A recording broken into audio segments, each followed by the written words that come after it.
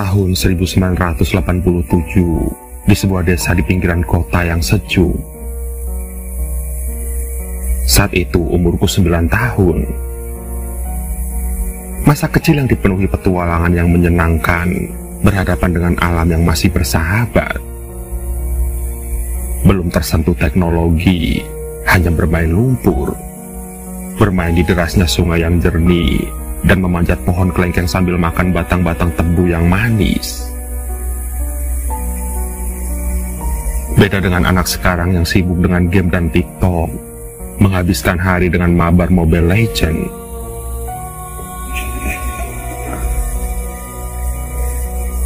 Sepanjang sore itu, aku dan teman-teman yang hampir seumuran sibuk mencari pelepah daun pepaya yang bentuknya seperti pipa itu. Rencananya pelepah pepaya itu akan kami buat untuk membuat obor. Dengan dipotong, diberi minyak tanah dan diberi sumbu kain, maka jadilah sebuah obor sederhana. Dan iya, kami berencana untuk mencari jangkrik aduan di sebuah ladang yang baru saja dibajak oleh kerbau seminggu yang lalu.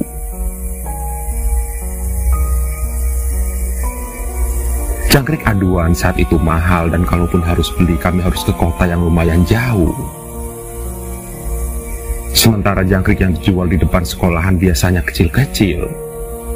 Jadi kalau diadu butuh ramuan khusus supaya bisa menang. Oleh karena itu, lebih baik kami mencari saja di ladang sekitar 2 km dari desa kami. Di sana terkenal jangkriknya yang besar-besar dan suaranya nyaring jika digiling. Namun, mitos membuat anak-anak takut untuk mencari jangkrik di sana. Mitos yang seram-seram sering kami dengar tentang ladang itu. Terlebih ladang itu dekat dengan sebuah kuburan dan sebuah rumah tua peninggalan orang Belanda yang sebagiannya sudah rubuh. Tinggal puing-puing dan bangunan rumah kecil yang tanpa penghuni. Namun mitos-mitos dari orang tua itu tidak menyurutkan niat kami untuk berburu jangkrik di sana. Dan jam 7 selepas maghrib, tanpa dikomando, kami satu persatu datang berkumpul di sebuah lapangan di ujung desa. Sesuai janji kami untuk berkumpul hari ini. Sembari menunggu teman, aku coba menyalakan obor yang aku bawa dengan korek api. Dan ku coba beberapa menit sampai kain ujung obor benar-benar terbakar dan minyak juga mampu meresap naik.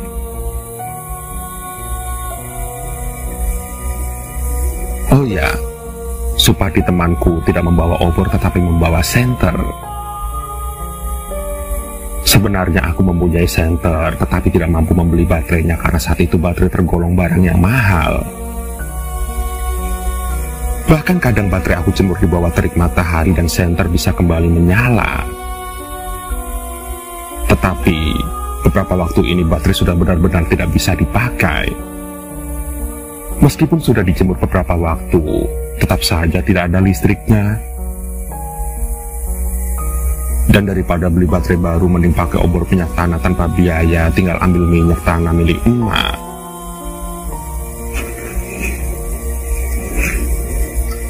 Berenam kami berangkat ke ladang jagung untuk mencari jangkrik aduan. Jalanan sangat gelap menuju ladang itu.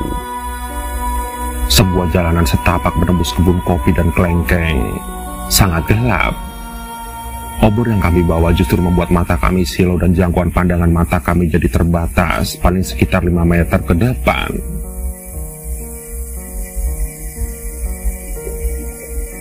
Dan sekitar setengah perjalanan aku merasakan suasana yang lain daripada yang lain. Terlebih saat di tikungan rumpun bambu petung tadi, aku sempat melihat ada sosok hitam berkelebat. Cuma sekelebat, jadi tidak membuatku takut. Karena logikaku masih berpikir kalau itu hanyalah daun bambu yang disambar oleh kelelawar atau hanyalah burung hantu yang terbang melayang menembus malam. Terlebih, tidak berapa lama berselang terdengar suara burung hantu yang cukup keras yang entah bertengger di mana burung hantu itu.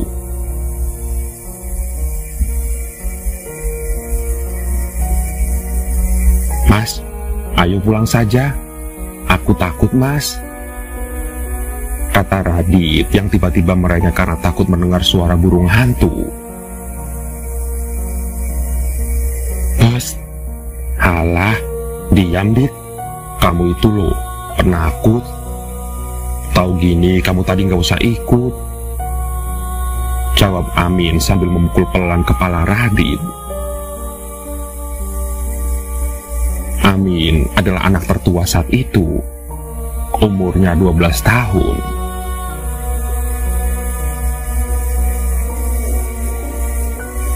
Mendengar jawaban Amin, Radit hanya bisa menurut saja dan mengikuti langkah kaki Amin. Hei, kamu boya di depan sana.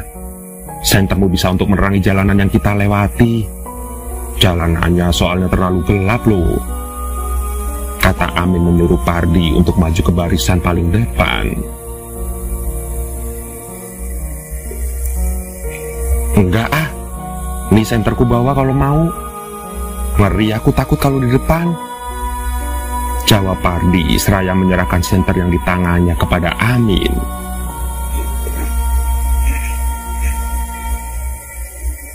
Walah, bocah kok penakut banget sih. Sini senternya, ucap Amin seraya menerima senter Pardi dan menukarnya dengan obor dari pelepah pepaya yang dipegangnya.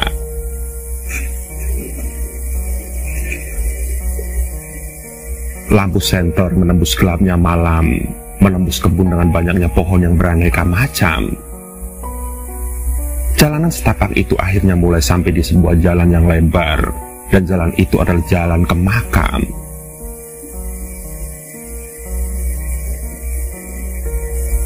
Katanya mau muter mas, katanya nggak lewat makam.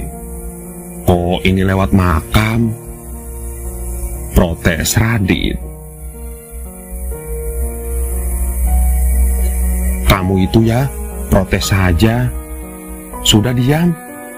Ini jalan paling cepat sampai. Kamu mau jangkrik kan? Kata Amin.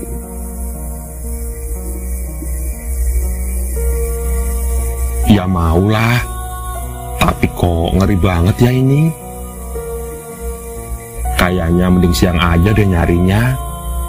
Kelihatan terang dan gak serem seperti ini, keluh Radit. Bener Dit, sebenarnya enak cari siang ya Dit, timpal Agus. Kalau siang susah nyarinya Gus.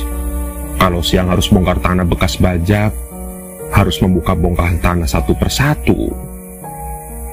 Terus kalau tanah yang habis dibajak itu kita injak-injak, bisa kena marah sama yang punya lahan. Kalau malam begini kan kita tinggal mengikuti suara jangkriknya saja, cari yang suaranya paling nyaring. Pasti jangkriknya besar dan kuat, bisa menangan kalau diadu. Jawabku meyakinkan Agus dan Radit kalau usaha malam ini adalah cara yang terbaik untuk mendapatkan jangkrik aduan.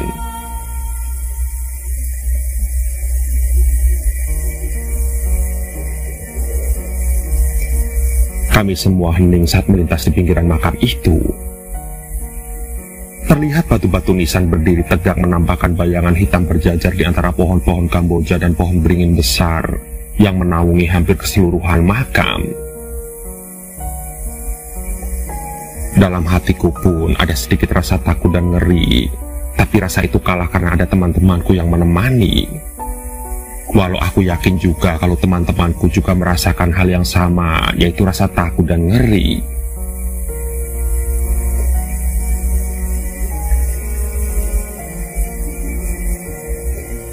Singkat cerita, sampailah kami di tanah lapang yang kami tuju. Di sana ada sebuah lapangan kecil untuk mengembalakan kambing, yang di sekelilingnya ada kebun jagung dan saat itu sudah selesai panen. Mungkin sebentar lagi ditanami jagung lagi.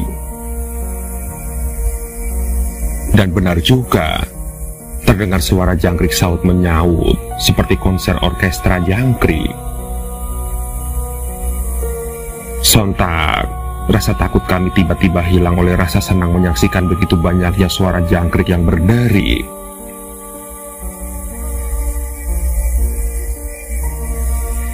Sudah, ayo cepat kita cari jangkrik. Jangan lama-lama ya. Secepatnya terus kita pulang. Jangan sampai kemalaman. Bisa kena sabet nanti kita, kata Amin. Kami langsung menyebar ke arah yang berbeda mengikuti suara jangkrik yang menunjukkan arah keberadaan jangkrik-jangkrik itu. Dan dalam waktu tidak terlalu lama, aku sudah mendapatkan 2 ekor jangkrik dan memasukkannya ke dalam bumbung bambu. Aku membawa 5 buah bumbung bambu untuk wadah jangkrik, jadi aku hanya menargetkan dapat 5 jangkrik saja. Dan selebihnya aku akan memberikannya kepada teman yang belum dapat.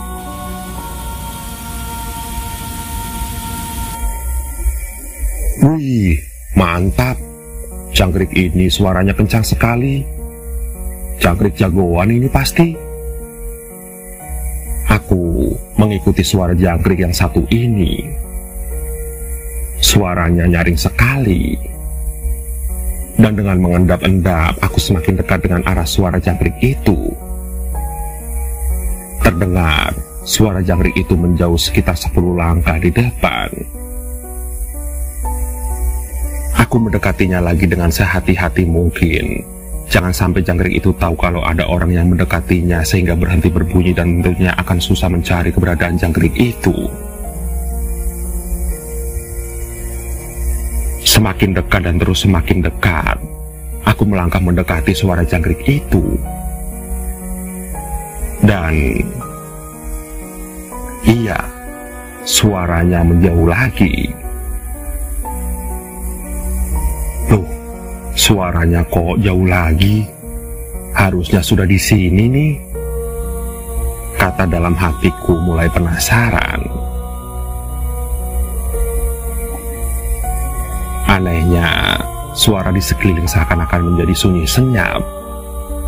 Hanya suara jangkrik satu ini yang aku dengar yang seolah-olah semakin menghipnotisku. Terus aku melangkah mengikuti suara jangkrik itu, dan tanpa sadar aku sudah terlalu jauh dengan posisi teman-temanku. Dan sampai tiba-tiba, loh, itu apa ya di depan? Aku melihat bulatan putih seukuran bola voli.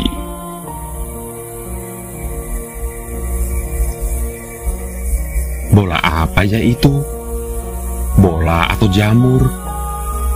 Tanyaku dalam hati.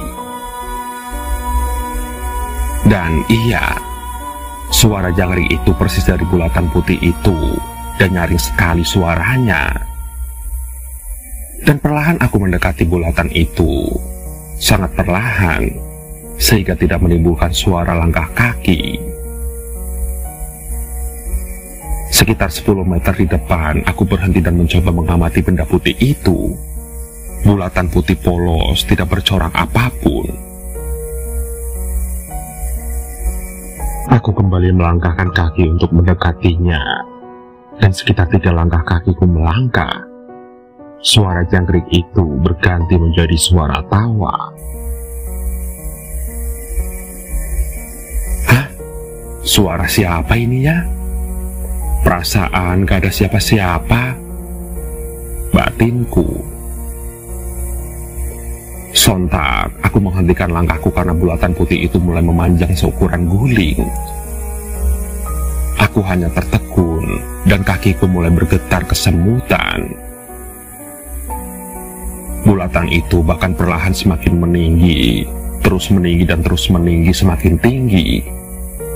Dan sekarang bentuknya semakin besar dan terus memanjang seukuran pohon kelapa. Sosok itu perlahan mulai melengkung ke arahku. Ujung atasnya mulai turun semakin mendekat ke arahku. Dan spontan aku berteriak sekuat-kuatnya lalu berlari sekencang-kencangnya jatuh bangun tidak karuan. Sampai sekitar 20-an meter aku berpapasan dengan Radit, namun aku tidak berhenti tetapi terus berlari sambil masih berteriak-teriak. Radit yang tidak tahu menau ikut berlari mengikutiku. Kami berdua lari tunggang langgang. Dan kami berhenti saat sudah memasuki batas desa saat melihat beberapa sorot lampu senter mengarah ke arah kami.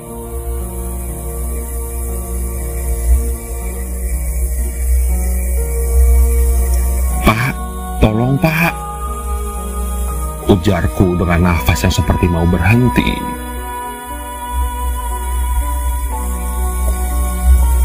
"Walah nak, malam-malam pada keluyuran, cari masalah saja kalian itu." Ternyata itu adalah bapaknya Radit dan Pak Rato Hansip di desaku. Ternyata Agus, Amin, Pardi dan Rizal sudah pulang duluan. Mereka berempat pulang karena ketakutan saat mendengar suara kuntilanak di atas pohon beringin kuburan. Mereka berempat sebenarnya sempat mencari aku dan Radit tetapi tidak menemukan kami, sehingga mereka berpikir kalau kami sudah pulang duluan.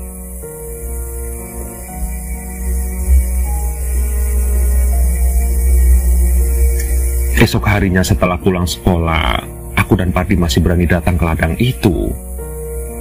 Aku mencari bumbung bambu berisi jangkrik yang aku tinggalkan lari semalam. Sekalian bermaksud napak tilas kejadian semalam, aku mengelilingi ladang itu. Tetapi aku tidak menemukan kelima bumbung bambu milikku itu.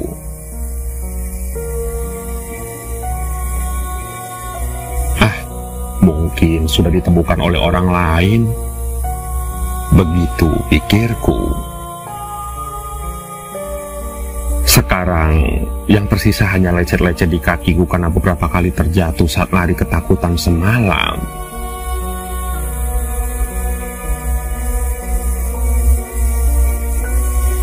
Begitulah.